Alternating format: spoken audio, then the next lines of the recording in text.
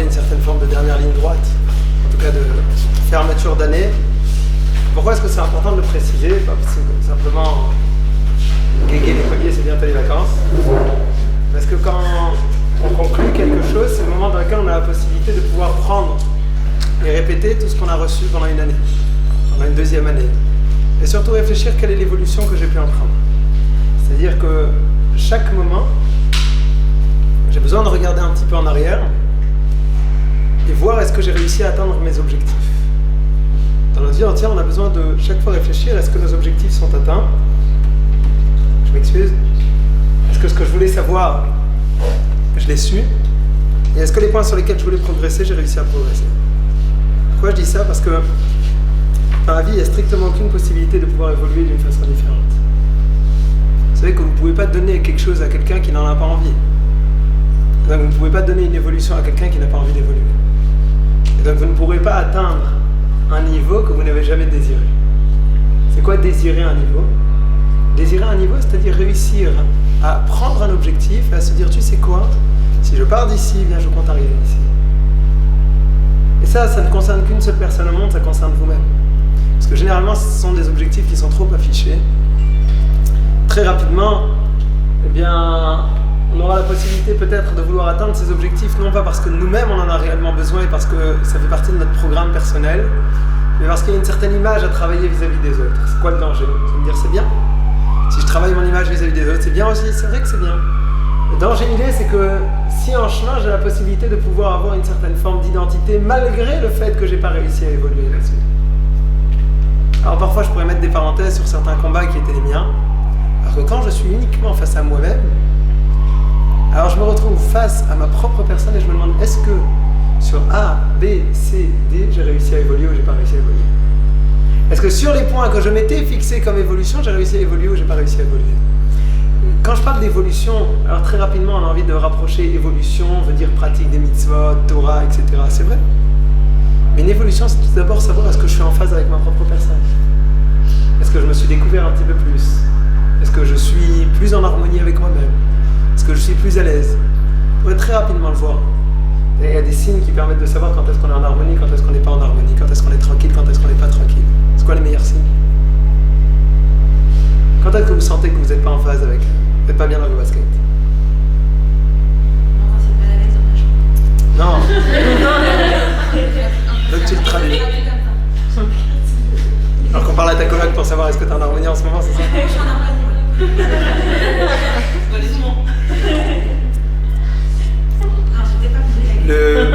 Non, c'est exactement ça. C'est un signe pour toi de...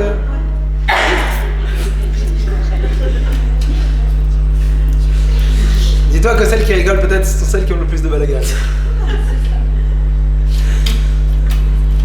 C'est vrai que généralement, plus vous êtes tranquille vis-à-vis des autres, plus ça veut dire que vous êtes bien avec vous-même. Plus vous êtes critique envers les autres, plus ça risque de dévoiler à un moment c'est une certaine forme de mal-être chez vous-même. Pourquoi? Parce que quand je suis constamment à la recherche de ce qui ne va pas chez l'autre, c'est-à-dire que je cherche à me justifier, je cherche à exister de cette façon.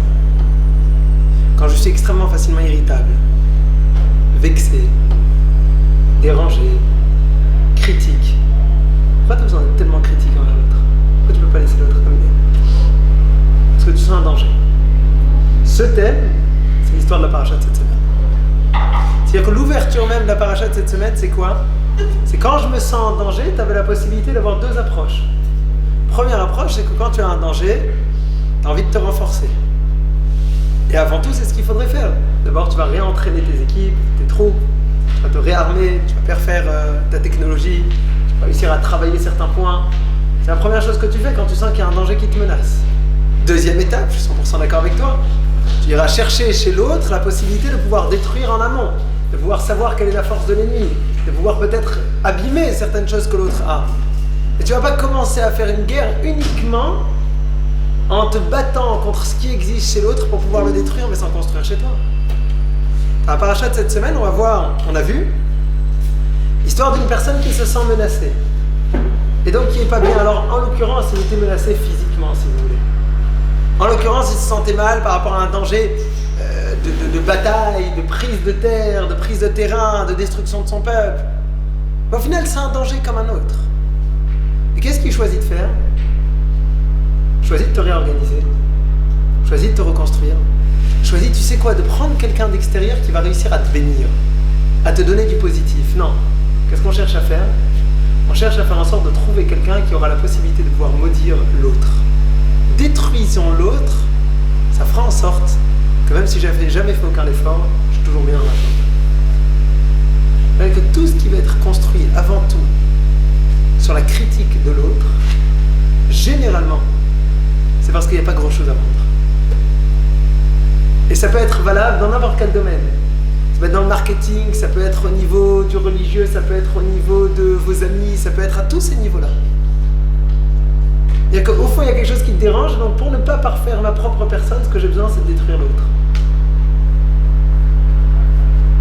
Je crois que je vous ai raconté que quand je suis venu en Israël, je ne savais pas du tout où étudier à la yeshiva. J'ai étudié pendant 4 ans à la yeshiva en Angleterre. Tu as raconté ça? Non? Je crois que oui. Ça fait longtemps. בעברית אומרים שומרים על זכות השכחה. ככה זה נקרא. Et bon, je suis allé voir mon Rav, je lui ai dit, écoute, moi, les yeshivot en Angleterre, en Israël, je connais pas grand-chose, ça m'a jamais vraiment intéressé, j'étais pas dans... Donc vers où tu penses que... Vers où vous pensez que je devrais aller? Il me donne un nom, bon. Et première fois de ma vie que j'entendais ce nom, et donc, pourquoi pas?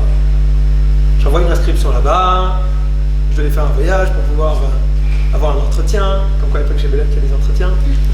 Et je me prépare, bon.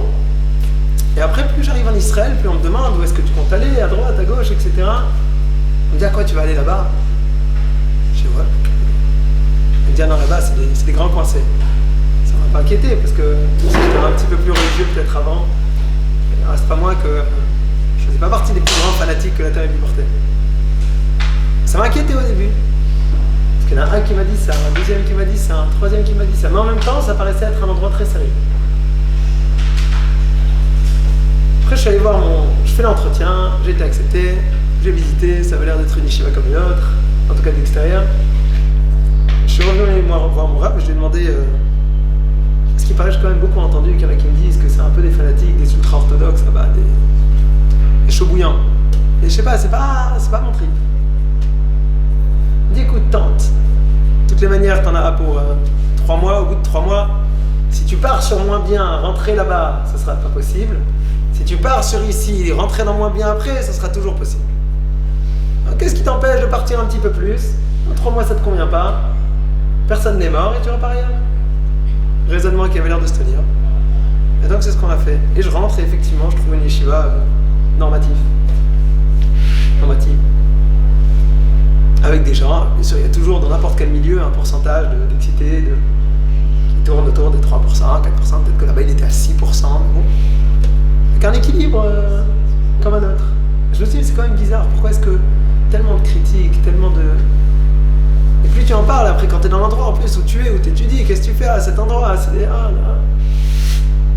J'ai réfléchi pourquoi ça a pris quelques semaines à comprendre c'était quoi le fond de la pensée de ces gens. En fait, le fond de la pensée, ça a été quand j'ai eu la possibilité de trouver un dénominateur commun qui existait chez toutes les personnes qui critiquaient, et un autre dénominateur commun chez les personnes qui la considéraient comme un endroit bien et sérieux. Le dénominateur commun, il était simple. Il était toute personne qui avait besoin obligatoirement, coûte que coûte, de critiquer cet endroit, c'est parce que lui-même était dans un endroit qui était réputé pour être très peu sérieux. Or, l'endroit dans lequel j'ai étudié, c'était un endroit dans lequel c'est arrivé un quart d'heure en retard pour étudier tout seul au Beth Midrash le matin. T'étais en retard et tu le sentais que t'étais en retard. Et tout le monde, personne ne te dit rien, mais tu sens que t'arrives, voilà quoi, tu débarques quand tout est en place. Et que malheureusement peut-être les gens qui critiquaient étaient des gens qui venaient d'un endroit dans lequel bon, si t'arrives un quart d'heure en retard, tu ferais peut-être partie de ceux qui auront la possibilité d'ouvrir. Je me suis dit c'est impressionnant. C'est-à-dire qu'au lieu de devoir réussir à me remettre en question, j'ai besoin de détruire l'autre. Bilam, c'est le même état d'esprit. Remets-toi en question, améliore, fais quelque chose de bien, bénis ton peuple. Peut-être que ta bénédiction, si elle est tellement puissante, elle va faire en sorte que ton peuple soit invincible. Elle n'est pas belle l'affaire? Au lieu de dire que l'autre, tout ce que tu veux, dis que ton peuple soit invincible, c'est bon, tu as réglé l'histoire. Si ta bénédiction elle a une puissance, et effectivement on voit qu'elle a une puissance, elle a une force. Et malheureusement on va voir qu'elle a une force. Malheureusement parce que toutes les bénédictions qu'il a faites se sont retournées en malédiction à la fin. Alors fais en sorte que ton peuple soit béni. Et puis vous verrez que chaque fois que vous commencez à être trop irritable ou trop critique, demandez-vous est-ce que ça va vraiment bien dans votre vie. Arrêtez-vous 2 secondes avec vous-même et demandez-vous est-ce que tout va bien. Quand mes parents sont pas bien, quand mes frères et sœurs sont pas bien, quand mes copines sont pas bien, quand celui que j'ai vu dans la rue est pas bien, quand la fac elle est insupportable, quand le boulot il est pas bien, quand le monde entier n'est pas bien sauf toi, c'est qu'il y a un souci quelque part. Et le souci il est probablement chez toi. Mais le problème il est, c'est que dans ces moments-là, c'est très difficile à découvrir. Parce qu'on est dans notre routine, on est dans notre cercle, et on en est persuadé que vraiment l'autre il est pas bien. C'est possible qu'il soit pas bien. C'est comme quand les enfants ils se lèvent et que tout va mal. Mon fils, t'as pas dormi assez cette nuit, va dormir. T'as pas assez dormi, clairement, va dormir. T'as besoin de dormir, ça va te faire du bien de dormir. Pourquoi? Parce qu'il y a un problème chez toi. Sauf que ce regard, vous ne pourrez jamais l'avoir si vous n'avez pas préparé ça en amont. Ça rejoint le cours de la semaine dernière. Vous voyez que la semaine dernière, on a dit que dans les moments de difficulté, on a besoin de tomber, mais de tomber avec un certain frein. On va revoir cette idée d'une façon différente ce soir, mais en tout cas, ici, si j'ai pas eu la possibilité de réfléchir et de me dire, et surtout, de l'observer chez l'autre. Vous avez dû l'observer chez certaines personnes parfois dans votre existence, et peut-être dû faire face à ces gens qui... Le monde entier n'est pas correct à part eux. Tout le monde s'est trompé, tout le monde n'a rien compris, tout le monde n'est pas bien, tout le monde n'est pas assez comme il faut. Alors même au niveau des rabbins, des fois tu le rencontres, tu le vois, c'est rigolo. Ça fait sourire parfois c'est un peu plus compliqué à accepter. Il y a des gens qui ont besoin partout d'avoir le dernier mot et d'avoir un grain de sel à rajouter.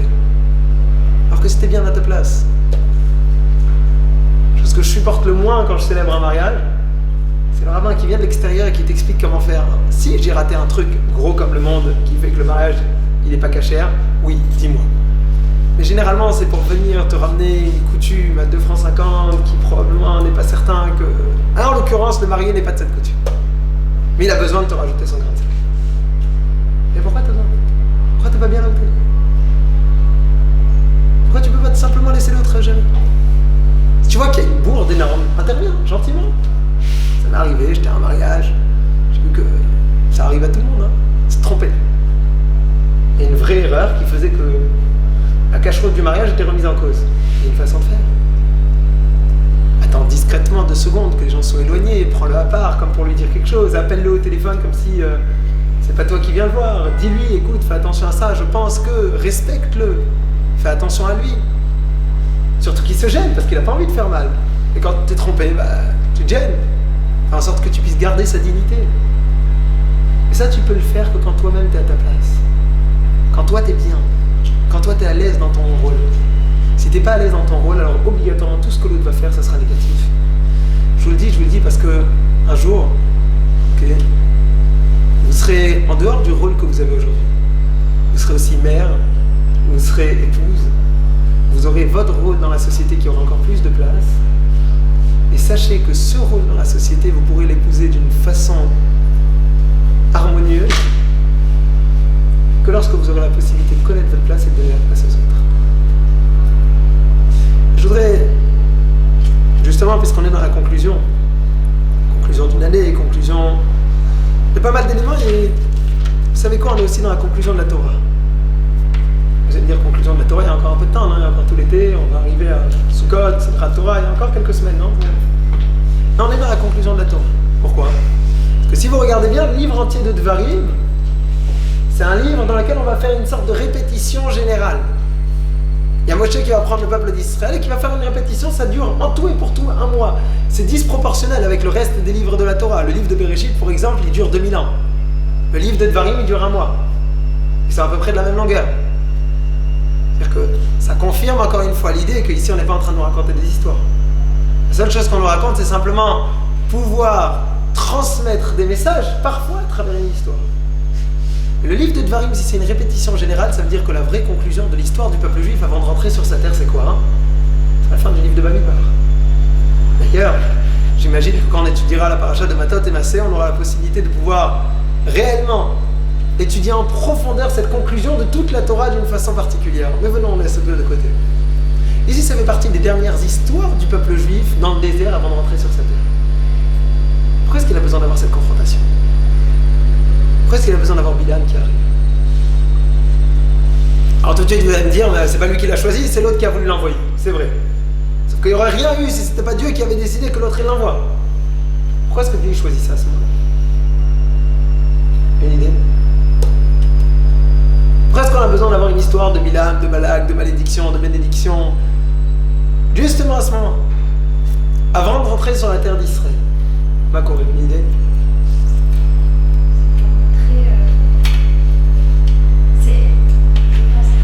Tout va bien, on est en train de réfléchir ensemble. Dans la Torah, je pense que... Elle inquiète de sa réponse là. On parle, elle a failli dire encore une fois je pense.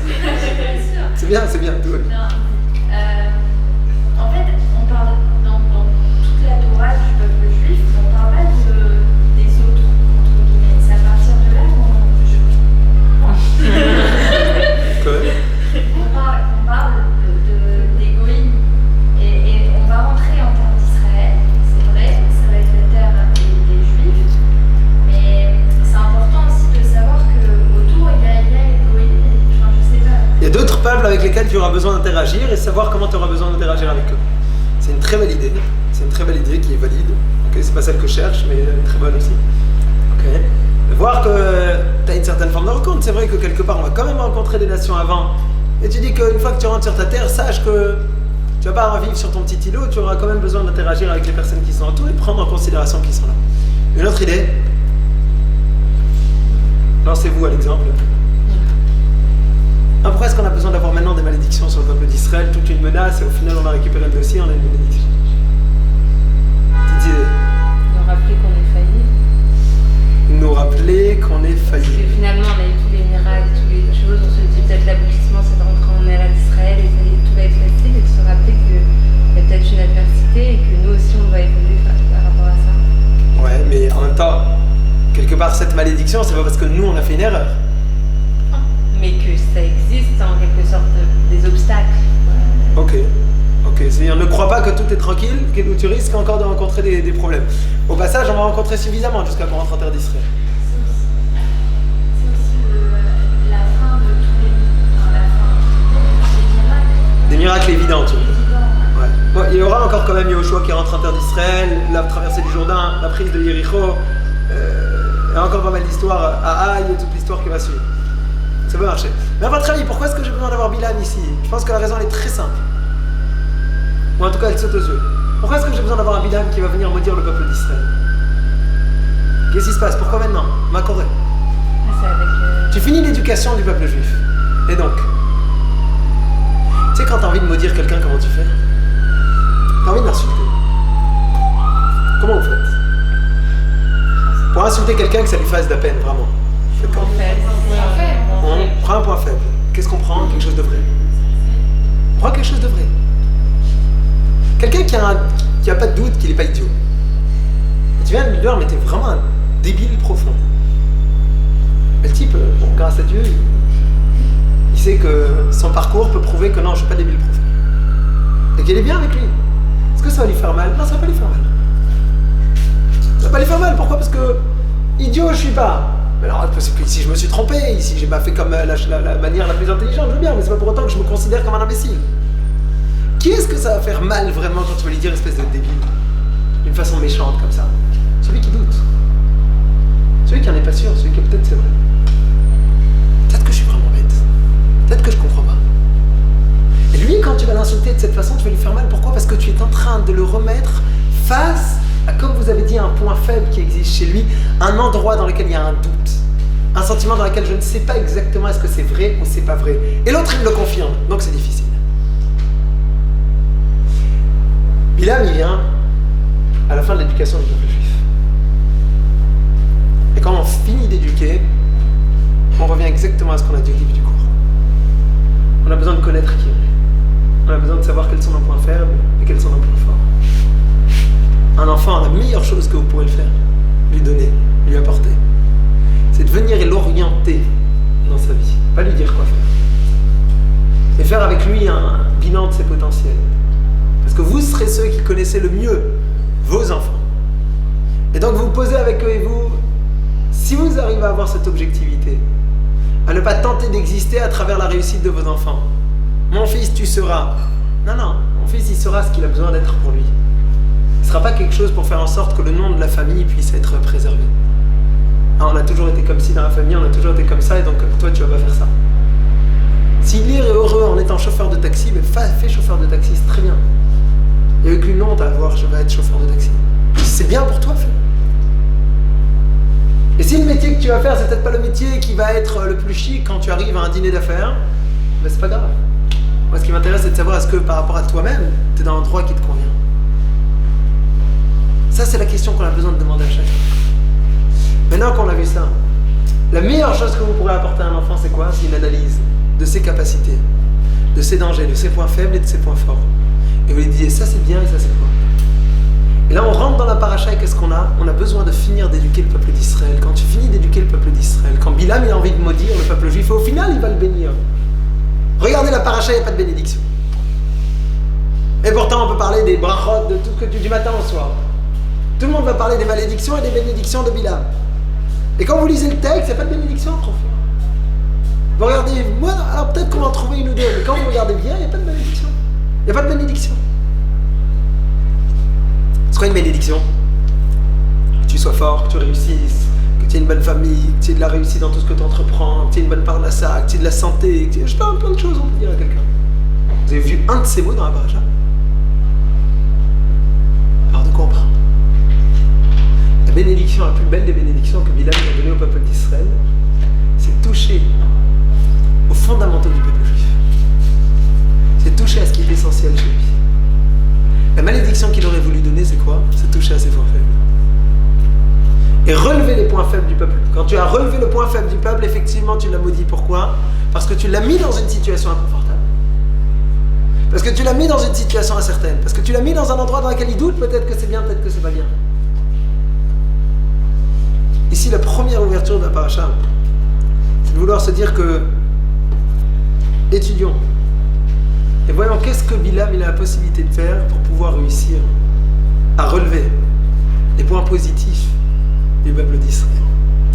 Alors déjà, il y a beaucoup d'idées qu'on pourrait faire.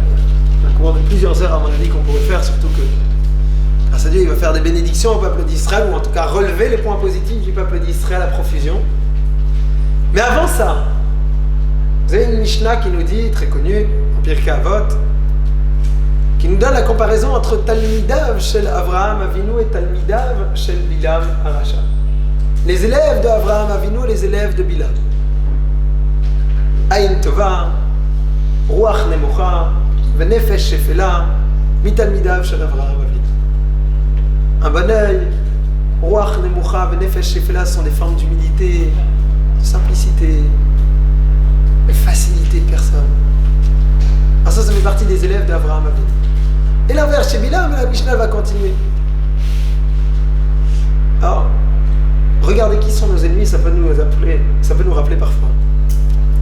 Qu'est-ce qu'on a et à quoi on a besoin de faire attention. Si vous regardez bien, Moab, on les connaît, non? Balak, il vient de la nation de Moab. D'où est-ce qu'on connaît Moab? Oui, c'est en Moab. De Lot. Lot, c'est qui? Le neveu d'Abraham. Le neveu d'Abraham, on vous remet en arrière l'histoire de Sodome et Gomorrhe. Le neveu d'Abraham, il se retrouve à Sodome, il va être sauvé in extremis, il va partir de là-bas. Il pense effectivement qu'on est exactement comme dans Terminator 3 à la fin, ok, quand il n'y a plus personne sur Terre. Il est certain. Et donc il se retrouve lui seul avec ses deux filles, et il va avoir une relation avec ses filles pour pouvoir réussir à simplement préserver l'humanité parce qu'il pense qu'il est le dernier homme sur Terre. Il va y avoir 2 enfants qui vont sortir de là, et un des 2 enfants, ça va être Moab. Alors 2 secondes. Si Lot a eu la possibilité de pouvoir continuer à exister, c'est grâce à qui? grâce aux anges. Les anges, ils viennent de chez qui? De la maison de l'Abraham. C'est-à-dire que tu as la possibilité de pouvoir renier le bienfait que l'autre t'a apporté. Le premier point à soulever chez Bilam et chez Balak, cette association de malfaiteurs, c'est quoi? C'est le moment dans lequel tu vas avoir la force de renier complètement les bienfaits que l'autre t'a apportés et de combattre l'autre, le détruire. Peut-être que là maintenant, si on a envie de regarder c'est quoi le point positif du peuple d'Israël, le point positif du peuple d'Israël, c'est la possibilité de pouvoir accepter ce que l'autre m'a fait dire, le reconnaître. Et je veux dire plus que le reconnaître, l'analyser. Je vais raconter une histoire personnelle qui m'est arrivée la semaine dernière. Une erreur. Parce qu'il y a peut-être des moments dans lesquels on a des belles histoires, des moments dans lesquels on a des erreurs. La semaine dernière, je me suis retrouvé dans une situation dans laquelle je pense pas que j'étais tellement en tort, mais pour beaucoup de raisons. Mais en tout cas, quand j'ai dit merci à plusieurs personnes, j'ai oublié de dire merci à une des personnes. Je dis merci par rapport à quelque chose auquel j'ai participé, ça m'a apporté, peu importe ce que c'était. Et donc j'ai remercié A, B, C, D. À un moment, j'ai oublié de remercier E. Et il se trouve que E, déjà on n'était pas au courant de ce qu'elle avait fait. C'est pour ça qu'il y a une Gemara qui dit, il y a un texte du Talmud qui dit Anoten matana lechavero tsarich lehodio. Quelqu'un qui offre un cadeau à son ami a besoin de le prévenir. Attention, on parle d'un cadeau, on ne parle pas d'une tzedaka. Tu fais de la tzedaka à l'autre, ne préviens surtout pas, et ne sais pas à qui tu donnes. C'est encore mieux. Quand tu fais un cadeau à l'autre, la Gemara te dit tu as besoin de le prévenir. Pourquoi? Parce que Rashi, si je me rappelle bien sur place, explique qu'à travers cela, Yarbe Ahava Vereut, ça va ramener de l'amour et de l'amitié à l'intérieur du peuple d'Israël. Donc bon, je n'étais même pas au courant qu'ils avaient tellement participé, qu'ils étaient tellement impliqués dans le projet, mais ça reste que quelque part, ma critique vis-à-vis de moi-même, c'est de ne pas avoir suffisamment analysé la situation pour comprendre qui est-ce qui avait besoin de remercier. Et donc, alors, on n'est pas dans une situation de renier le bien-être que l'autre t'a apporté. Mais tu es dans une situation dans laquelle tu n'as pas suffisamment étudié pour remercier l'autre dans tout ce qu'il a pu te donner. Ce que Bilam fait, c'est exactement ça. Il va s'associer avec Balak, et la première étape de leur périple de malédiction, de leur tentative de malédiction, de destruction de l'autre, il peut exister qu'à partir de l'instant où tu es prêt à tout rejeter. Qu'est-ce que tu as envie de rejeter? Celui qui t'a apporté. Méfiez-vous parfois des gens auxquels vous avez beaucoup apporté. Parce que soit ce sont des grandes personnes qui auront la possibilité de vous être reconnaissants toute leur vie, soit malheureusement ce seront des personnes qui, pour pouvoir réussir à ne pas porter le fardeau extrêmement lourd de leur reconnaissance, qu'est-ce qu'ils vont faire? Ils vont cracher au visage. Il y a un texte du Rabbi Akiva Eger, si je ne me trompe pas, qui dit une fois, je ne sais pas ce que je lui ai rendu comme tellement grand service pour qu'il me haïsse d'une façon pareille.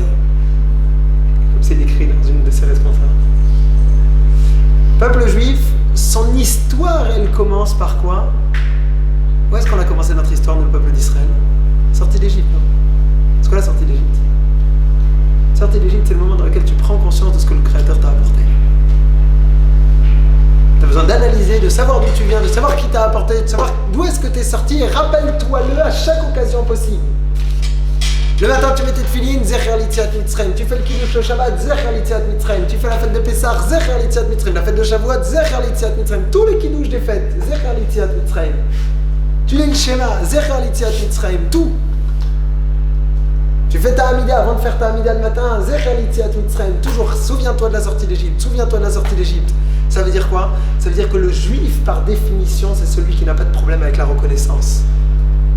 Et donc, il va s'appeler le Yehudi.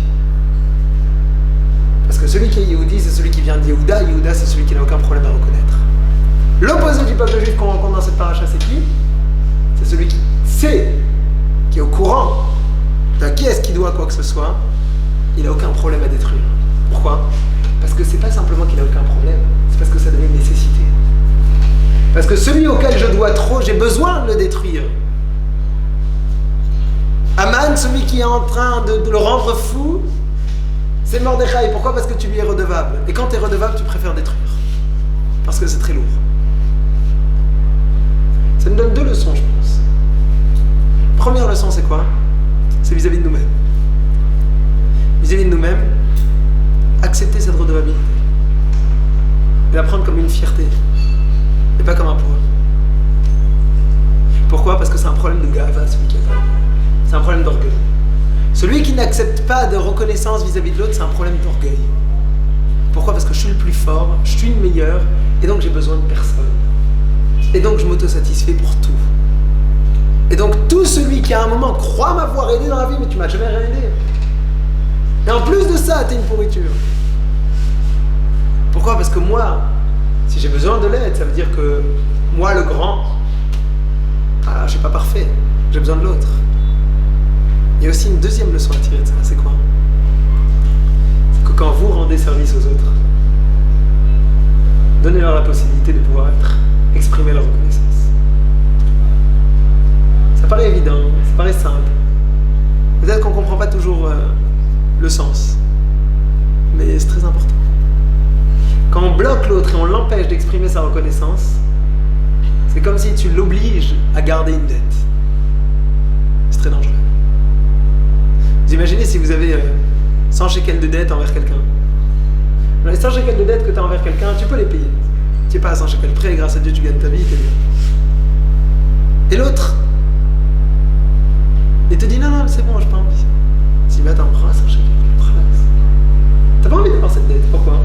Encore si t'es hyper ric-rac dans ton budget cette semaine, tu te dis bon, garde les 100 shekels, ça te fait une tzedaka, t'as besoin en ce moment, ok. Bon. Maintenant, quand tu peux les rendre, qu'est-ce que t'as envie? T'as pas envie d'avoir des prises de tête pareilles, garde tes 100 shekels, je suis tranquille, j'ai pas envie d'avoir d'être redevable par rapport à quelqu'un alors que je peux les payer. Celui qui empêche l'autre de le rembourser, souvent c'est peut-être un problème autre, différent, mais qui existe aussi chez lui. C'est quoi? Justement le sentiment de vouloir conserver une certaine forme de mainmise sur l'autre à travers le fait que l'autre il a crédit chez moi, il a débit chez moi. Quand je ne laisse pas l'autre exprimer sa reconnaissance, souvent, c'est parce que chez moi je suis très content d'avoir un petit peu, il me doit quelque chose. Laisse-le payer. Laisse-le garder sa dignité. Et faites attention parce que souvent, ça peut venir même dans mon cœur. Non, c'est bon, je te dis, c'est bon, t'inquiète pas. Il t'a emmené un cadeau pour te remercier de ce que tu lui as fait. Il t'a fait une surprise, dis merci, prends. Alors tu l'as jamais fait parce que tu sais qu'il y a un cadeau derrière. Mais prends. Pourquoi? Parce que tu donnes à l'autre la possibilité de pouvoir avoir sa dignité qui est conservée. Sa place qui n'est pas une place quelque part de mendiant. En fait, c'est le même problème dans les deux cas. Dans les deux cas, tu auras la possibilité de le faire, tu sais quand? Quand toi-même, tu n'as pas besoin de ça. Tu peux être redevable vis-à-vis de l'autre et ne pas lui cracher dessus quand tu n'as pas besoin de ça, quand ça ne te dérange pas dans ta vie. Je sais qu'il y a des gens envers lesquels je suis redevable, et alors? Je suis très content d'être redevable vis-à-vis d'eux. Parce que oui, ils m'ont aidé dans ma vie. Ils m'ont rendu service. Et donc je leur dois quelque chose. Et j'ai aucun problème à l'affirmer. Pourquoi? Parce que je suis libre. Parce que j'ai réussi à faire ce travail qui ne me dit pas sans cesse, non mais toi t'es une millière, toi t'as besoin de personne, toi tu t'autosuffis pour tout. Mais c'est la même chose dans l'autre sens. Si moi je suis bien avec moi-même, quand je laisse à l'autre la possibilité de pouvoir exprimer sa reconnaissance, qu'est-ce que je fais? Je dis que j'ai pas besoin d'avoir des personnes soumises. C'est une certaine forme de soumission.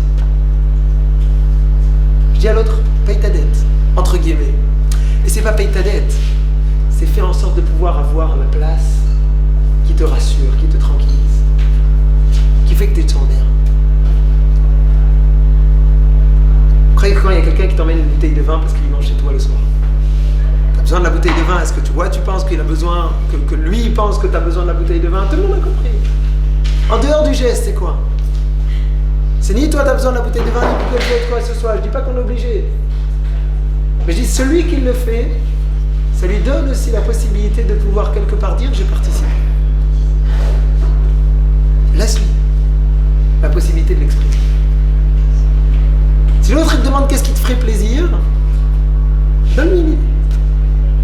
Alors ne sois pas à chaque fois celui qui est intéressé par les cadeaux, qui a envie de récupérer, qui a envie de...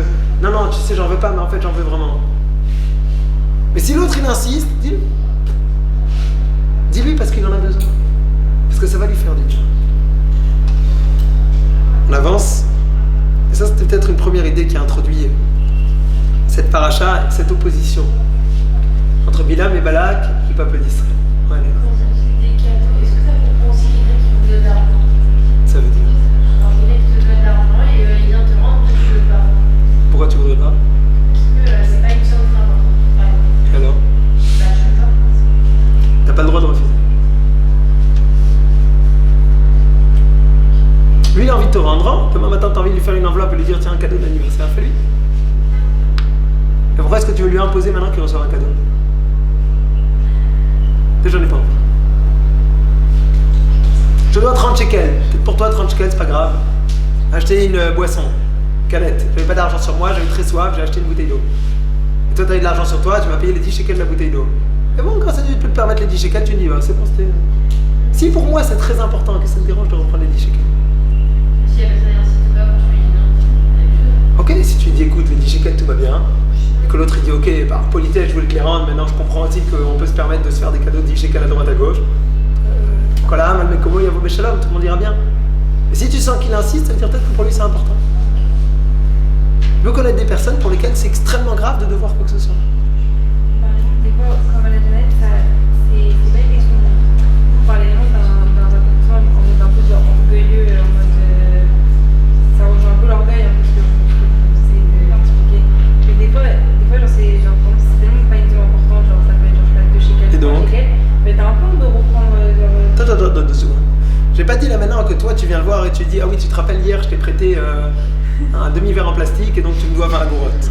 C'est quand toi tu viens. Ça, je dis peut-être que oui, il y a un comportement qui est. Alors l'autre il vient, il te dit écoute, tu m'as dépanné dans le bus, j'avais pas mes 5 shekels, reprends les 5 shekels. C'est lui qui vient vers toi. C'est pas une question d'orgueil là maintenant. Et exprès, j'ai pas envie de rentrer uniquement dans un cas extrême. L'autre il te dit écoute, tu m'as dépassé les 5 shekels, reprends les 5 shekels.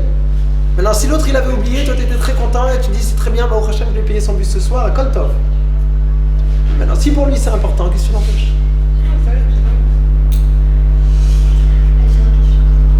moi j'arrive pas bien à voir le rapport de cette notion avec Bilam, c'est quoi? C'est celui qui doit tout en fait au peuple d'Israël. Tu dois tout au peuple d'Israël. Balak encore plus. D'où tu viens? Il y en a pas qui n'aurait pas existé s'il n'y avait pas Abraham Avinu qui t'avait sauvé de la vie. Donc quand tu sais que tu as été sauvé par cette personne, que tu existes grâce à lui, tu vas te permettre de lui dire. Oppose-toi à lui. Dis-lui je te laisse pas passer chez moi. Dis-lui j'ai pas envie que tu prennes ma terre. C'est quoi? Pars à l'attaquer.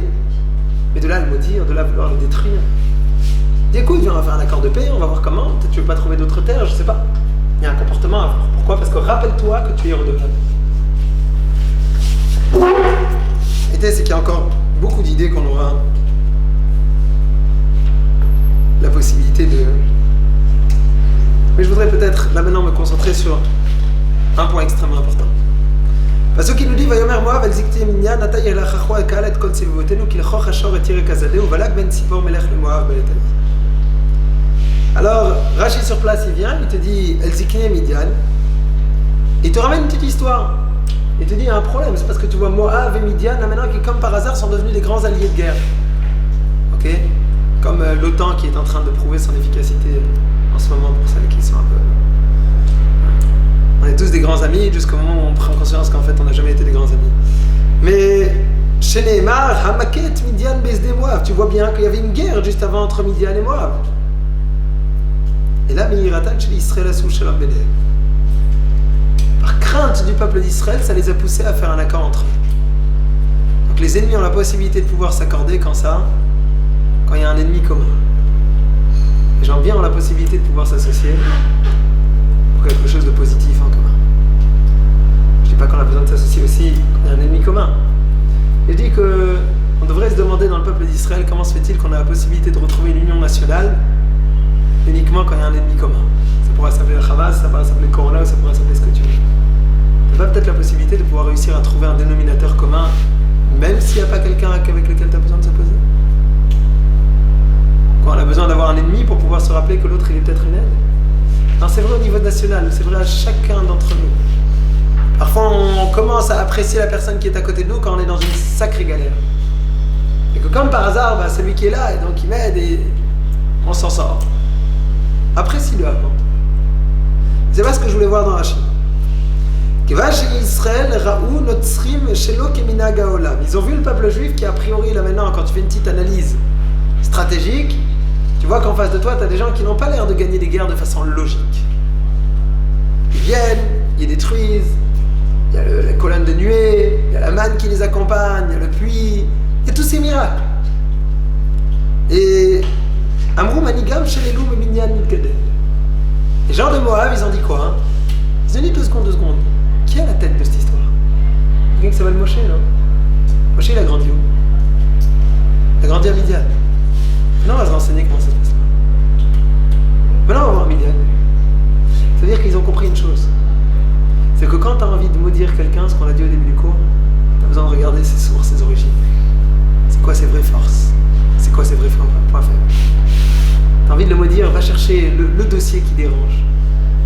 Va chercher ce qui fait mal. Quand il était jeune, dans le passé, dans la famille, un dossier, je sais pas, trouve le dossier. Trouve aussi quelle est sa force et quel est son pouvoir. Dans cette famille, il y a une force que tu ne pourras jamais atteindre. Dans cela, tu pourras atteindre de cette façon. Et donc, ils sont allés voir les sages de Midian, ils disent, mais dis-moi, celui qui a monté là, c'est vous qui avez participé à l'éducation de Moshe. Moshe, il a quoi comme force? Parce que si on sait c'est quoi la force de Moshe, on aura pas la possibilité de savoir c'est quoi la force du peuple d'Israël. C'était quoi la réponse? C'est quoi la réponse? Qu'est-ce qu'il lui dit? Non. Nishal mehem amidato amrulem en kocho ela befi. Amrou afanu lavo alehem ba'adam shekocho befi. Toute sa force, elle n'est que dans sa bouche. Et donc on va s'opposer à lui au niveau qui correspond. Ça veut dire que là maintenant ils ont fait une analyse stratégique de l'ennemi. C'est que quand, à la veille de la guerre des 6 jours, on avait besoin de pouvoir analyser c'était quoi la force de l'ennemi. On n'était pas encore au courant qu'on allait pouvoir clouer l'aviation entière de l'ennemi en 3 heures. C'est après qu'ils ont découvert ça. Alors vu ce qu'ils ne savaient pas c'était quoi la force de l'ennemi, et une des grandes puissances de l'ennemi c'était quoi? C'était le MiG-21. C'était le nouvel avion de chasse russe qui équipait toutes les armées arabes. Et bon, reconnaître aussi à la France qu'on lui doit, que nous on était équipés en grande partie de Mirage français. Et on avait besoin de savoir ce qui se passait chez l'autre. Pourquoi?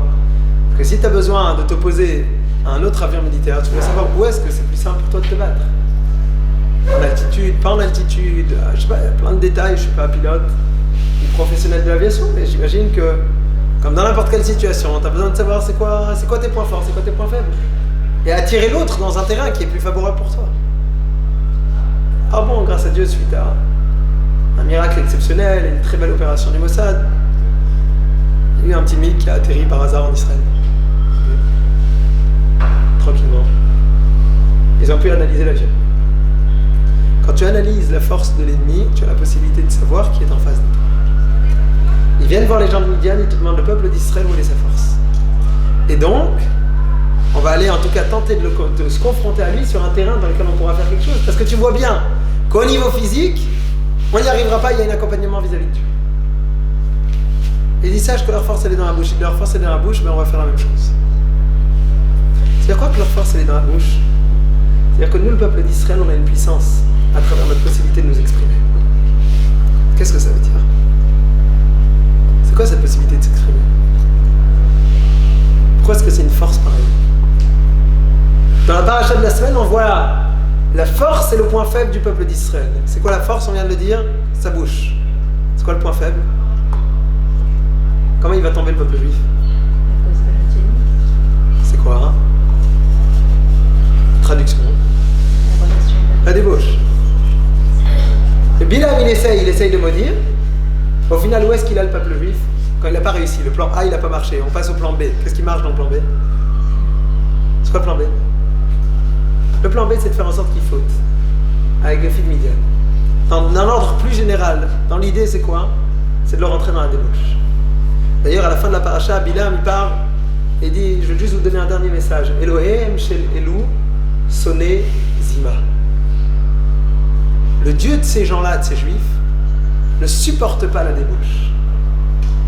Fais-les fauter comme ça et tu as réglé ton dossier. Et effectivement, il est marqué dans le Midrash que l'ensemble des malédictions que Bilam avait prévu de faire, elles se sont appliquées au final. Quand le peuple d'Israël l'a fauté avec les filles de Midian. T'as fauté à ce niveau-là, il n'y a aucun problème. Mais Dieu, il ne veut pas être présent. Et donc on a deux forces. Une force de la parole et une force de tout ce qui va avoir attrait en tout cas à un comportement qui n'est pas adapté. C'est quoi le rapport entre les deux? Le rapport entre les deux, on l'avait déjà cité une fois. Dans un cours il y a très longtemps sur Yehoshua. C'est quoi la question? Le rapport entre le point fort du peuple d'Israël et le point faible du peuple juif, l'endroit où il est tombé. L'histoire de la force qui est dans leur bouche et donc la tentative de les maudire, et le moment dans lequel ils vont tomber dans la débauche. Vous voyez comme on l'avait dit au tout début dans des cours sur Yehoshua. On a parlé de Pinchas et de Caleb. On avait dit que Pinchas c'est celui qu'on va rencontrer à la fin de cette paracha, et que Caleb c'est celui qu'on a rencontré il y a quelques parachiotes, avec l'histoire des explorateurs. Et c'est quoi? C'est que dans les deux, tu as une force qui est créatrice. L'être humain a la possibilité de pouvoir créer. Et tu as deux forces créatrices. Tu as une force créatrice physique. La relation d'un homme avec une femme, ça peut donner quoi? Ça peut donner une nouvelle vie. Tu as la possibilité de pouvoir créer une vie. Avec tout ce que vous pouvez avoir comme avancée dans la recherche, etc. Est-ce qu'on va réussir à cloner, pas cloner, je sais pas, mais donner la vie, c'est quelque chose d'impressionnant. Comment tu auras la possibilité de donner la vie? En faisant justement cette union correcte entre le masculin et le féminin qui a la possibilité de pouvoir créer. Comment est-ce que tu as la possibilité de pouvoir conserver le monde et développer le monde? À travers ta parole. La Torah, elle te dit que sache que le monde ne pourrait exister si ce n'était avec la force de la parole. La force de la parole qui va quoi? Qui va être une force de la parole exprimée dans la prière, une force de la parole qui va être exprimée dans l'étude, une force de la parole qui va être exprimée dans des expressions positives et constructives que chacun va pouvoir avoir. Maintenant, on comprend. On comprend que quand tu as une puissance pareille, c'est ça le plus grand des dangers. Dites-moi, qu'est-ce qui nous dérange aujourd'hui avec l'Iran et ce genre de choses? En ce moment, il y a pas mal de choses qui explosent, on ne sait pas pourquoi, par hasard. Il y a eu plein d'accidents de travail dernièrement. Pourquoi? Ça fait peur. Il y a un problème d'avoir des fous sur Terre? Non, il n'y a pas de problème d'avoir des fous sur Terre. Il y en a toujours eu, il y en aura toujours. C'est quoi le problème? Le problème, c'est que quand le fou, tu vas lui donner la possibilité d'avoir des armes qui permettent de détruire le monde, là, ça devient la fin du monde. Là, ça devient dangereux. Quand le fou, ça va devenir la référence, quand le fou, ça va devenir le leader, quand le fou, ça va être celui qui a la possibilité de pouvoir faire des vrais changements, là, ça devient un champ dangereux. Le fou, c'est pas grave qu'il existe. Qu'est-ce qu'il y a? Il va déranger un peu la société, il va crier dans la rue, il va sauter, il va faire l'imbécile. Alors d'autres fous, il va avoir des propos très difficiles envers les gens, il n'aura aucun problème à pouvoir avoir une violence inouïe dans n'importe quelle situation. Ok, bon, la société a la possibilité de gérer ce genre de personnes. Et donc tu les internes, tu les bloques, tu les emprisonnes, tu les traites, tu quelque chose, tu peux. C'est quand le problème? C'est quand l'anormal, c'est celui qui devient le leader. C'est celui qui a aucun problème à tirer dans la tête d'un enfant qui devient l'armée la plus puissante d'Europe. Ça, c'est le problème. Le problème, c'est quand tu as celui qui n'est pas normal, qui a trop de force dans la main. Ah, et ça nous rappelle quoi? Ça nous rappelle le fait qu'aujourd'hui, ce qui nous dérange, c'est que quand tu vas avoir des gens qui décident de te détruire et qui auront trop de force. Des gens qui n'ont aucun problème à vouloir détruire le monde et qui ont trop de force. Ça, c'est le souci. Et donc, on va tout faire pour les en empêcher. Le problème du peuple juif, c'est quand il est en train d'utiliser les plus grandes forces qu'il a. C'est quoi les plus grandes forces qu'il a? Les forces créatrices. Les forces qui ont la possibilité de pouvoir donner une raison au monde. donner une suite au monde. Vous savez ce que ça veut dire que Dieu a donné à l'être humain la capacité de pouvoir créer une vie? C'est un pari. Qu'est-ce qui se passe si demain on vient voir Dieu, on lui dit, tu sais quoi, on fait la grève finalement? On va plus l'enfant. C'est nous qui pouvons décider de la fin du monde. On décide pendant 50 ans le monde entier de ne plus avoir d'enfants, c'est réglé. Le monde, il va patienter gentiment, ça sera fini. T'imagines la force qu'il t'a donnée? C'est une force qui te donne la possibilité de pouvoir définir est-ce que le monde va continuer ou va pas continuer. À chacune d'entre nous ici. Et s'il y avait un grand consensus, on pourrait le faire. Tu dis de la même façon, cette force que tu vas utiliser d'une façon négative, sache que c'est la pire des choses que tu puisses faire. Cette force que tu vas utiliser dans le mal, c'est le moment dans lequel tu n'es pas en train simplement de t'amuser avec un canif. Et au pire, tu vas te couper. Et au pire, tu vas faire mal à quelqu'un. Tu es en train là maintenant d'utiliser une force qui a la possibilité de pouvoir définir le sens que l'humanité tout entière va prendre, et là tu l'utilises dans la bêtise. Ça, c'est le problème. Tu prends ta parole, avec ta parole, t'as quoi? T'as la possibilité de faire en sorte que le monde tienne. Le monde aujourd'hui, les sages nous disent, tiens, à travers l'étude de la Torah. À travers l'étude de la Torah, ça se passe comment l'étude de la Torah? Là maintenant, comment on le fait? À travers la parole, à travers l'expression, à travers le débat, à travers l'échange, à travers le partage des idées, à travers ta prière elle va s'exprimer aussi dans ton cœur, mais elle s'exprime. On a besoin de dire une prière.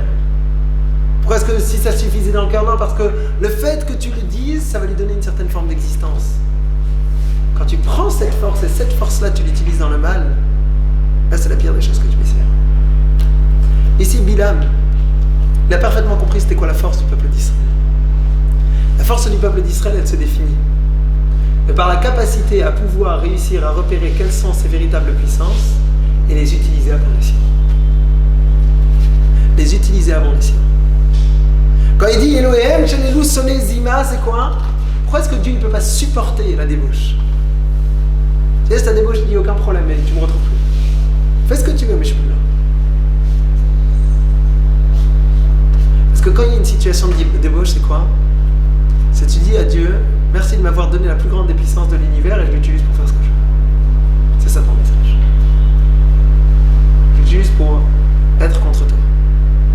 C'est pas pour rien que c'est la plus grande des difficultés qu'il y a.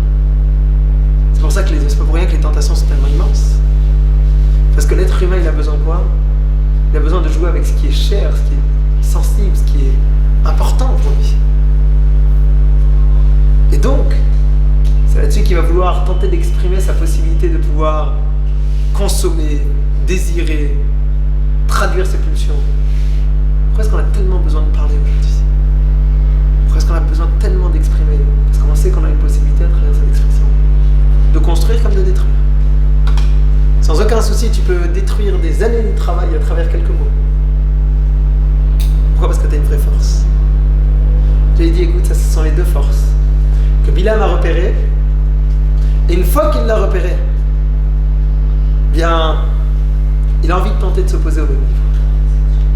Et quand il a envie de s'opposer au même niveau, peuple juif, au début, il aura cette force de réussir à tenir tête, et malheureusement, dans la deuxième partie, il va presque tomber. Jusqu'à qu'il y ait quelqu'un qui s'appelle Pinchas, et Pinchas, il va réussir à récupérer le dossier, non sans mal. Et non sans avoir un tribut quand même très cher à payer. La dernière idée que je voulais partager avec vous sur la paracha, c'est concrètement à l'intérieur des bénédictions. C'est une idée que j'ai partagée ce Shabbat à la synagogue. Je voudrais peut-être approfondir et partager aussi avec vous. Bilam va venir et va tenter de maudire le peuple juif. Au début, ça ne marche pas. Et quand ça ne marche pas, qu'est-ce qu'il va faire? Et Balak qui vient, qui est un peu en panique, qu'est-ce qu'il lui dit? Qu'est-ce qu'il lui dit à ce moment-là? Quelqu'un qui se rappelle? Non? Il y a quoi la bénédiction qu'il a dit? Non, il a dit la bénédiction, mais non, ça marche pas la bénédiction. Il a planté le dossier. Il a envie de rattraper, il y a un moment de panique. Tu te rends compte, on a ramené le plus fort de tous, et il fait sa petite expérience chimique là, et elle marche pas. T'as ramené le sorcier, ça part pas, ça prend pas. Et qu'est-ce qu'il va avoir comme proposition? position Efes Katseu tiré Vekulolo tiré Vekavnolu Michel. Va et ne regarde pas le peuple juif dans son ensemble, mais regarde-le du côté. Ne regarde pas tout le peuple. Efes Katseu tiré Vekulolo tiré. Ne regarde qu'une partie du peuple, pas tout le peuple. Là, tu pourras me dire. C'est quoi? C'est-à-dire que pour pouvoir détruire l'autre, la meilleure technique, c'est quoi? C'est de ne regarder qu'une partie de lui. C'est quoi regarder une partie de lui? Là, je voudrais peut-être un petit peu plus développer avec vous. Qu'est-ce que ça veut dire regarder qu'une partie de cette personne?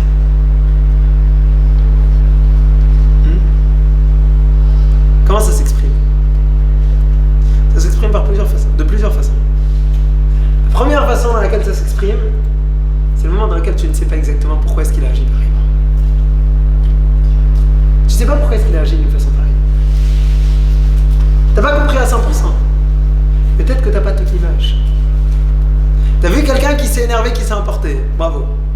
Est-ce qu'il devait s'emporter? Non. Non, quand tu vas décider que lui c'est un nerveux, c'est ta conclusion. Et ta conclusion n'était pas vraie. Peut-être que c'est quelqu'un qui... Ça fait 2 jours, il a eu des vrais soucis, il n'a pas pu dormir. Et donc, comme on a dit au début du cours, il est extrêmement irritable et puis ça emporte. Peut-être que la personne qui est en face, tu ne le connais pas, mais c'est quelqu'un qui a touché exprès un point sensible qui fait très mal, comme on l'a dit aussi au début du cours. Et c'est pour ça qu'il s'est emporté. Mais toi, ta conclusion, c'est quoi? C'est de dire c'est quelqu'un de nerveux. Métaphore? Pas quelqu'un de nerveux. De façon générale, c'est pas du tout quelqu'un de nerveux. Il se trouve que dans cette situation, et à aucun moment justifie le fait qu'il ait le droit de se mettre en colère. Je dis pas qu'il a eu l'autorisation de se mettre en colère parce que t'as pas dormi, ou parce que l'autre t'a énervé, ou parce que l'autre t'a dit quelque chose de méchant. Mais est-ce que j'ai le droit maintenant de le figer dans la position dans laquelle il est? Est-ce que j'ai le droit de décider que, puisque tu t'es comporté à un instant A précis de cette façon, ça veut dire que t'es, ou ça veut rien dire du tout? Vous verrez que le jugement de l'autre, il est tout d'abord quand je décide de voir et de donner une appréciation de la personne par rapport à un temps précis, à une situation précise, à une action précise, à un comportement précis. Ah, tu vas me dire, mais il y a certaines personnes, on les connaît sur plusieurs champs. Ouais, c'est vrai. Il y a peut-être une deuxième partie aussi. Tu connais le milieu dans lequel il évolue. Tu sais d'où il est parti. Tu sais où il est arrivé. Ah, il est nul en maths, il a eu 9. C'est vrai, 9, c'est peut-être pas la meilleure note. Est-ce que tu es au courant que quand il était au CP, il avait 2 en maths? Et que pour lui, il n'a jamais réussi les maths. Et que maintenant, il a 9. Et que 2 à 9, c'est un vrai travail. Mais en dessous de la moyenne, c'est possible. Mais il a évolué de 7 points en quelques années d'école. Ça veut dire d'évoluer de 7 points en quelques années. C'est-à-dire que celui qui, de base, avait des 15-16, il a besoin d'avoir 22 sur 20 par la suite. Il y en a beaucoup qui ne le font pas du tout. On est très contents. J'ai 16, 17, je suis bien. Allez, pour le bac, j'ai fait un petit 18. Il y en a beaucoup qui ont 7 points d'évolution. Et ça, tu peux le savoir que quand tu vois le point de départ, le point d'arrivée. Encore une fois, je ne donne pas de justification à qui que ce soit de pouvoir se permettre, puisque, tu comprends, j'avais... Et donc, je peux me permettre de... Ah, tu sais, avant, je me mettais en colère du matin au soir, maintenant, je me mets qu'une fois par jour, c'est tombé sur toi. Non, ça ne donne aucune autorisation de te mettre en colère sur l'autre. Même si c'est là une fois par jour. Ah, mais avant, j'étais insupportable, je m'en fiche. Et ça, c'est moi vis-à-vis de moi-même. Mais avant, tu comprends, n'importe qui, je pouvais être violent avec lui. Maintenant, je suis à moitié violent. J'ai mis qu'une baffe. Avant, je lui mettais un coup de pied. Et un coup de poing. Bah, ça te donne aucune autorisation ni de mettre une baffe, ni de mettre un coup de pied, ni de mettre un coup de poing, ni quoi que ce soit. Par contre, quand je te juge, quand je suis extérieur, là, je peux me dire, bravo, il y a une évolution. T'as pas le fait. T'as pas le droit de le faire, mais il y a une évolution. Bilam, quand il a envie de faire en sorte qu'il n'y ait pas d'évolution dans le peuple juif, qu'est-ce qu'il dit? Il dit Efes Katseu tiré. Regarde que la moitié du peuple. Ne regarde pas toute l'image. Détruis-le. Maudis-le. Comment est-ce que tu maudis quelqu'un quand tu lui révèles quelque chose? Et pourquoi est-ce que ça le maudit? Pourquoi est-ce que ça le bloque? Pourquoi c'est un problème de voir qu'une partie de la personne? Vous savez c'est quoi le souci? Quand vous jugez quelqu'un uniquement sur un point, vous savez c'est quoi le vrai problème? C'est que tu l'empêches d'évoluer.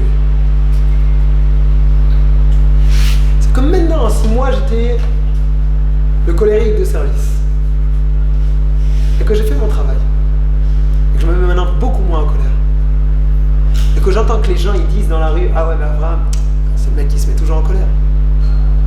Quand j'ai reçu l'étiquette de toutes les manières, vous croyez que ça me donne envie de continuer à me battre?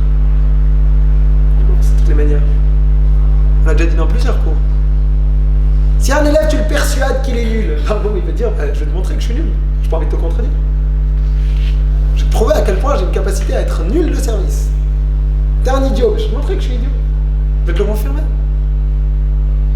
Tu vas voir ton enfant, mais tu dis, mais t'es une guitare, tu sais rien faire, tu sais pas travailler. Bah, papa, je vais te confirmer que tu sais pas travailler. Tu vas voir comment je vais pouvoir te le prouver à quel point je sais pas travailler. Si tu vas voir ton enfant, tu dis, je sais que t'es capable. T'es quelqu'un de sérieux quand tu veux. Fais un effort, tu vas y arriver. Qu'est-ce que j'ai envie de faire? J'ai envie de lui prouver la même chose. J'ai envie de lui prouver que je peux y arriver. J'ai envie de lui prouver que je suis quelqu'un de sérieux. J'ai pas envie de le contredire. Parce que ton père, ta mère, ton proche, tu l'aimes, t'as pas envie de les contredire, t'as pas envie de le rentrer dedans. Et puisque t'as pas envie de les contredire, t'as pas envie de les rentrer dedans, qu'est-ce que tu fais? T'as envie de leur dire oui, c'est bon, je valide. Mais si t'as envie de dire je valide, alors qu'est-ce que tu fais? Tu fais l'effort pour. Mais de la même façon que j'ai envie de valider quand il est en train de me dire t'es capable, j'ai envie de valider aussi quand il dit t'es un idiot fini qui ne pourra jamais réussir et je ne verrai jamais réussir. Et vous pouvez parler à certaines personnes qui auront des blocages dans leur vie entière parce qu'on les a persuadés qu'ils étaient toujours nuls et qu'ils ne réussiront jamais.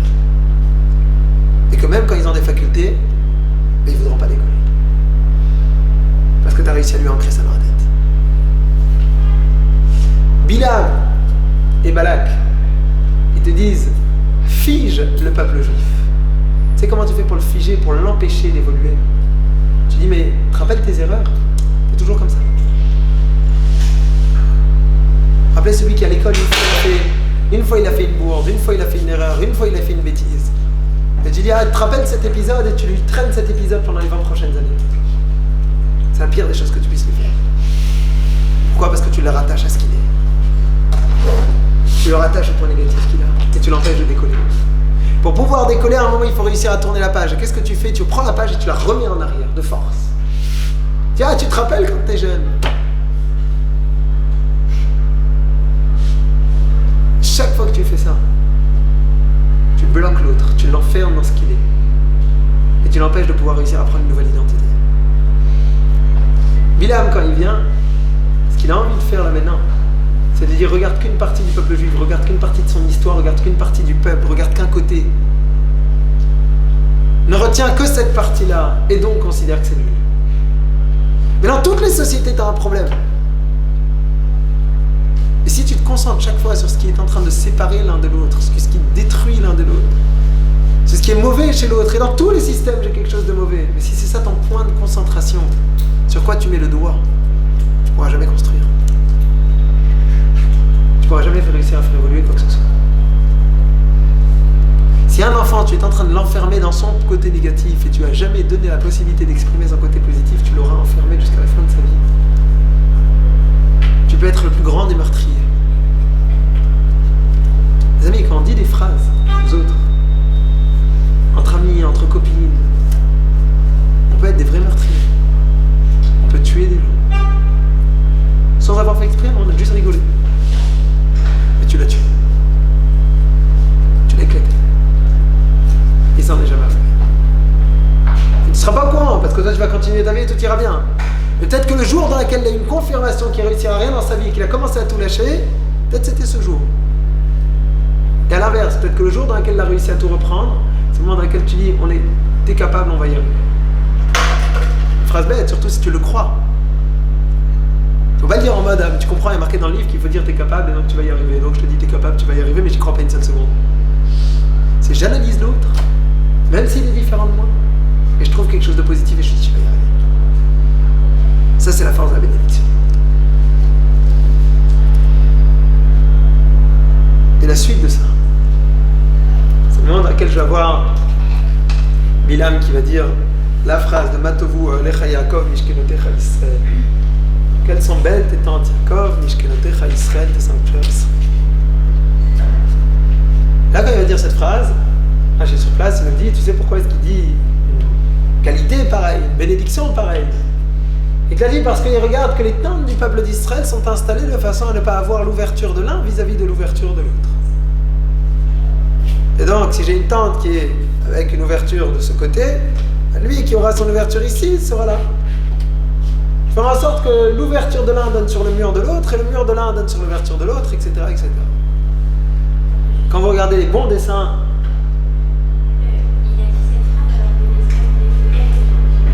non, pas du tout. La faute avec les gens de Midian, elle va arriver après. À la fin, quand il rate ses malédictions, il dit ah bah là que j'ai un plan B. Et le plan B, malheureusement, il marche pas mal. C'est quoi? Pourquoi c'est une tellement grande qualité dans le peuple juif? Le Matovu, Alecha Yaakov Mishkanot Echais. Pourquoi c'est tellement grande qualité? La tsniout, c'est quoi la tsniout? C'est vrai. C'est quoi cette tsniout? Développe. C'est la pureté de préserver la vie juive. C'est très vrai. On dit un peu la semaine dernière aussi. D'accord. Alors maintenant, en dehors de la tsniout physique, maintenant on développe plus profond. Il y a des choses vraies, venons on analyse. Savoir où est notre place. C'est très vrai. Donc ne pas mêler d'autres. Très vrai. 100%. Ne pas comparer, ne pas voir c'est quoi les problèmes qu'il y a chez les autres. Ce que vous dites, c'est exactement ça. C'est quoi l'idée de tout ce que vous dites? Quoi? Ouais, c'est une anava. Je fais du respect aussi. Le moment dans lequel je respecte l'autre, c'est quoi? C'est plus que ça. C'est je le laisse exister. C'est je fais en sorte qu'il fasse ce qu'il est. Mais c'est quoi? C'est que je me concentre sur ma construction à moi. Et j'arrête d'avoir une construction vis-à-vis de l'autre. Maintenant, on arrête. On arrête d'avoir une vie entière qui existe vis-à-vis de l'autre. C'est une vie insupportable. Une vie qui dépend de ce que l'autre va me juger, de ce que l'autre va regarder, de comment l'autre va penser que... Et bien sûr, pour pouvoir savoir, alors j'ai besoin de savoir ce qui se passe chez l'autre sans arrêt. Pourquoi j'ai besoin de savoir ce qui se passe chez l'autre? Pour deux raisons. Grand 1, pour pouvoir savoir qu'est-ce que j'ai besoin d'améliorer encore pour continuer à être meilleur que l'autre. Et grand 2, pour revenir au tout début du cours. Pour réussir à dire non, l'autre il a fait une très belle carrière, mais si tu savais les dossiers qu'il a avec sa femme, tu comprendrais qu'en fait il n'a pas réussi. Dis qu'il a réussi. Non, tu comprends, il a une très belle famille, mais tu as vu le boulot qu'il fait. C'est un boulot d'imbécile. Pourquoi tu fais ça? Tu fais ça tout simplement parce que tu as envie de pouvoir exister en te comparant à l'autre sans arrêt, exactement l'idée qu'on a dit au début du cours. Venez à travers ce Matovu, Alecha Yaakov Mishkanot Echais. Tu te tournes parce qu'il n'est pas ouvert chez l'autre. Tu te tournes face à un mur. Ce mur, il te renvoie vers quoi? Vers toi-même. Et tu dis, dis-moi, bravo, bravo. C'est bien tout ce que tu as fait, mais toi, concrètement, t'es quoi? Arrête de regarder l'autre. Les filles, prenons conscience qu'on est dans un monde qui ne fait que ça du matin au soir. C'est un métier à plein temps. Le monde ne vit que sur ça. Si aujourd'hui on a une crise pareille, une destruction pareille, dans le milieu de l'économie et tout ce que vous voulez, pourquoi? Parce que j'ai réussi à atteindre, en partie, le système de consommation. C'est quoi le système de consommation? C'est le moment dans lequel je vais vouloir me comparer à l'autre. Comment l'autre il va me voir, comment l'autre il va penser, comment l'autre il va être, comment truc. De quoi j'ai l'air et de quoi j'ai pas l'air, et comment je... Et vous pouvez vous imaginer le mal que ça nous fait. La difficulté, le blocage que ça nous donne. Et si un gosse il a envie de finir plombier et que c'est génial pour lui, qu'est-ce que tu t'en fiches? Qu'est-ce que tu t'en fiches? Et très probablement qu'il gagnera mieux sa vie que beaucoup de gens avec des grands diplômes. Ça c'est uniquement parce que j'ai envie de savoir ce qui se passe chez l'autre. Chaque fois ce souci de pouvoir réussir à analyser l'autre toujours, pour pouvoir me dire non mais il y a encore quelque chose de négatif.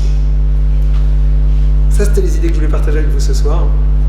Et je pense que dans ce cours, ce qu'on a eu la possibilité de faire, c'était de réfléchir ensemble à ce que ça veut dire conclure. Conclure, c'est la possibilité de pouvoir définir est-ce que les objectifs que j'ai mis en place, je les ai atteints ou pas. Et surtout la possibilité de pouvoir redéfinir des objectifs pour la suite. Ça c'est conclu. Les vacances, c'est quoi? On aura le temps d'en parler encore plus. Les vacances, c'est un bilan, c'est vrai, mais c'est surtout une possibilité de pouvoir décider qu'est-ce que je veux l'année prochaine. Il y a des choses qui dépendent de moi, des choses qui ne dépendent pas de moi. Des choses qui ne dépendent pas de moi. Et donc, essayons de faire en sorte que l'année prochaine, dans nos objectifs, on a aussi beaucoup de choses qui puissent dépendre que de nous. Parce que les autres, on pourra dire avec ce que je fasse. Chercher un boulot, tout ce que je voulais, je n'ai pas trouvé. Ça ne dépend pas de moi. Je peux pas, j'ai fait le maximum, disons. Des choses que j'ai cherchées, je n'ai pas trouvé. Ça ne dépend pas de moi. Mais est-ce que sur ce qui dépendait de moi, j'ai réussi à atteindre? Parce que sur ça, je n'aurai pas d'excuses à la suite. On a parlé de ce manque de reconnaissance. Le manque de reconnaissance qui est de vouloir empêcher l'autre d'être reconnaissant ou refuser d'être reconnaissant vis-à-vis de l'autre. On a parlé de la possibilité de pouvoir redescendre dans les racines même du peuple d'Israël, de voir où est-ce qu'elle est sa force, c'est quoi son point positif, c'est quoi son point négatif, cette force, cette capacité, on va dire, de construction, cette capacité d'être justement avec une force créatrice. Et ces forces créatrices que je peux en faire, je pense qu'il y a de là pas mal de choses à réfléchir. Et je suis persuadé que quand on a compris c'est quoi nos vraies forces, on pourra se concentrer sur ces points-là et réussir à construire quelque chose de beaucoup plus stable, qui va beaucoup plus nous ressembler à nous et pas ressembler à ce que les autres veulent. Merci beaucoup pour votre